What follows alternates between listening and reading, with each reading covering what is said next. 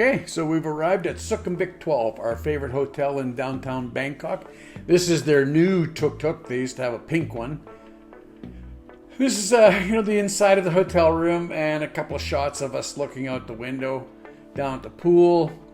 A couple of condos and high-rises around us, and then this next shot is a nice tree that's down by the pool.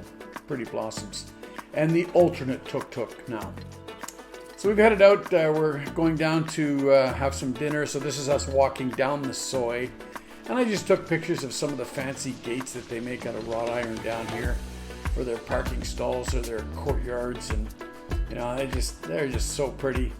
And then the next few shots are going to be some of the typical worship temples that are part of places of employment or whatever along the way. And here's a little bit of a convenience store on the soi, and the soi is just another name for a back lane. Now this next picture, I've stretched it out a little bit.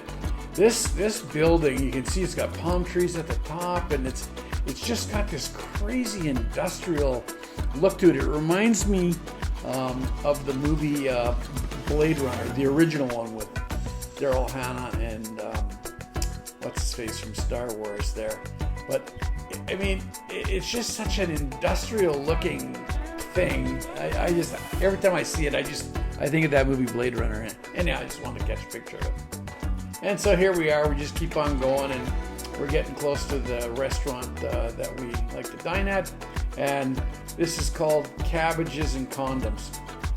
Now, I'm not going to go into a lot of detail, but this is a restaurant chain actually that firmly believes that contraceptives should be free. So if you want to read some of their dogma, you can actually pause this thing. I've kind of zoomed in so you can do it. But yeah, you get to the restaurant, then there, some of the foods that they're going to be cooking with, and then hey, look at the costumes you can make with condoms. This is just a few of the things that you can do with condoms. So yeah, anyhow, they have a pretty good menu down there. The service is really good. And so is the food. So we just threw some of the things that we ordered. The roast chicken. I think we had the. Look at I tell you, that pina colada. Not only pretty to look at, but just absolutely delicious to drink. So yeah, that's mine. Girly drink. And then here's some of the food. I think this is like a little wonton thing with some sauce, and then I think that I ordered the roast chicken. And then Sherry, I think this is just a fried rice dish. Sherry ordered, what the heck was hers? Something like pineapple chicken, I think. Pineapple chicken that they served down here. It was really great. And like I said, they make really good food, and they represent, trying to do positive things within the community. So if you're ever in Bangkok, give them a try. This is their outdoor patio. We didn't eat out there because, of course, it's only 1,000,000 degrees. And here's a close-up of what their tables look like. That all kinds of condoms all over them, and So yeah, like the sign says, no mints, just take a condom instead. And yeah, that's cabbages and condoms.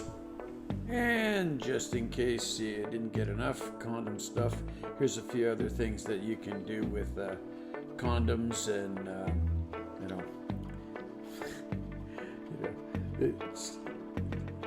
you know what I'm saying. So, here you go. You got your basic condom bouquet, and hey, listen, for the fun stuff, check out the variations of these bad boys.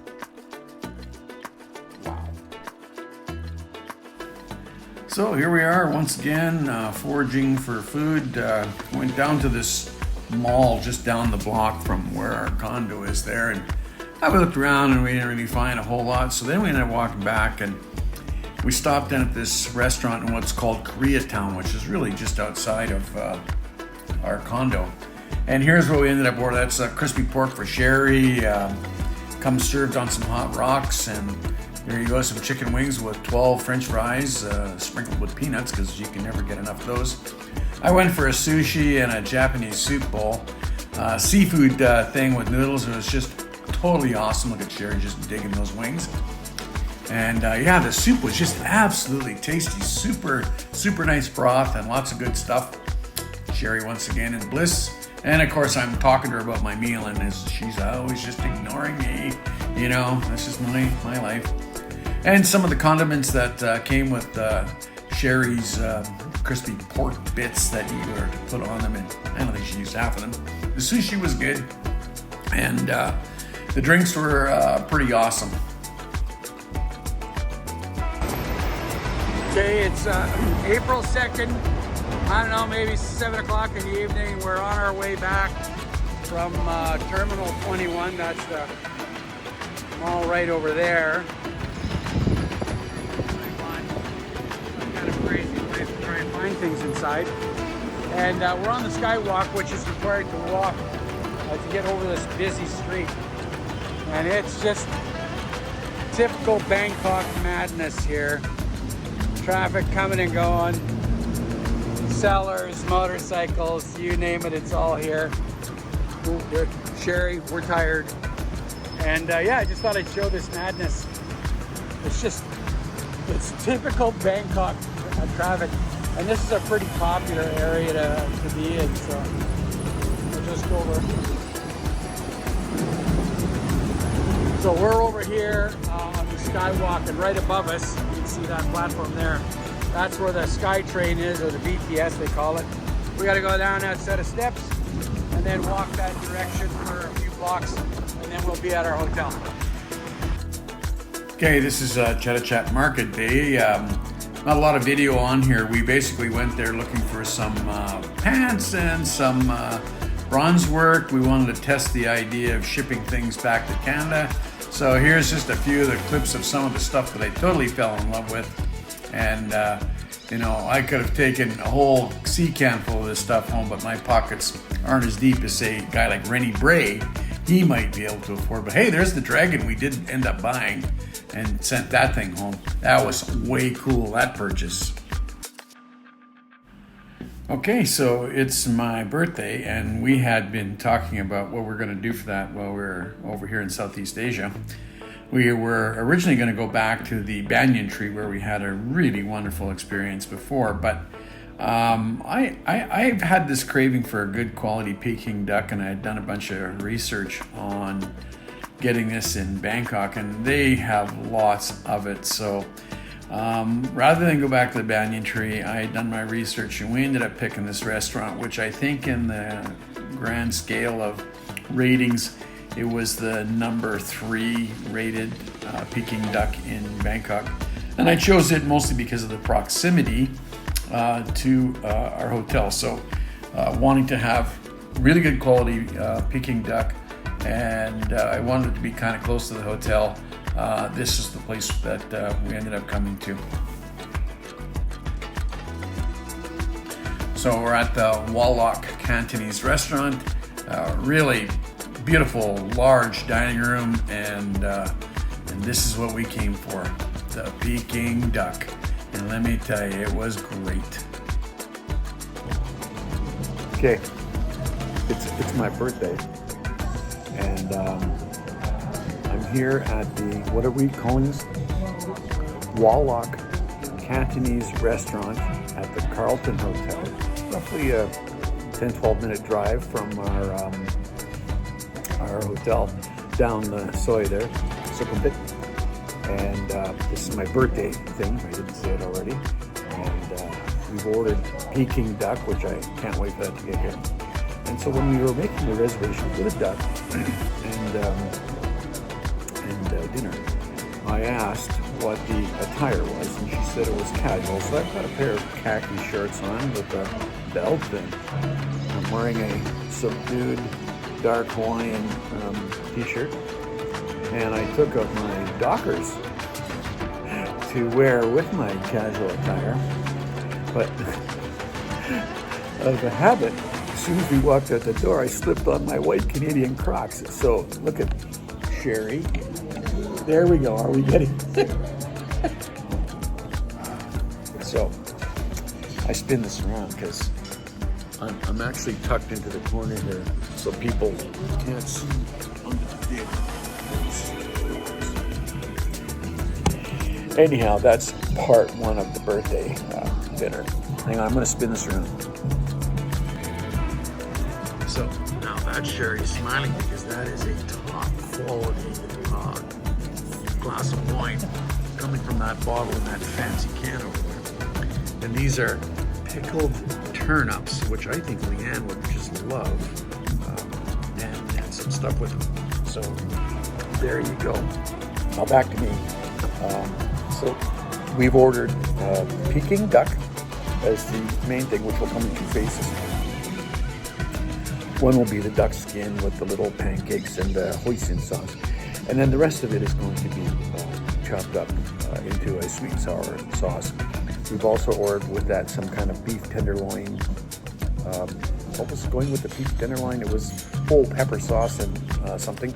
And crispy shrimp with wasabi sauce on it. That'll be the thing. So we'll show you some pictures of that as the evening wears on. Because I'm special.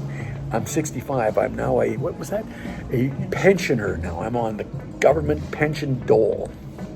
Later. So they did a really nice job of setting up the table, and I was just absolutely enthralled with these chopsticks in the place setting here. I like these chopsticks so much, I told the girl to add them to the bill because I was just going to steal them anyhow. And of course, my birthday, so I had a fruity girl drink because, that's what I wanted. And then, here's some of the stuff close up. There's that pickled, oh, look at that drink again. And this wasabi dressing on these shrimps was unbelievably delicious.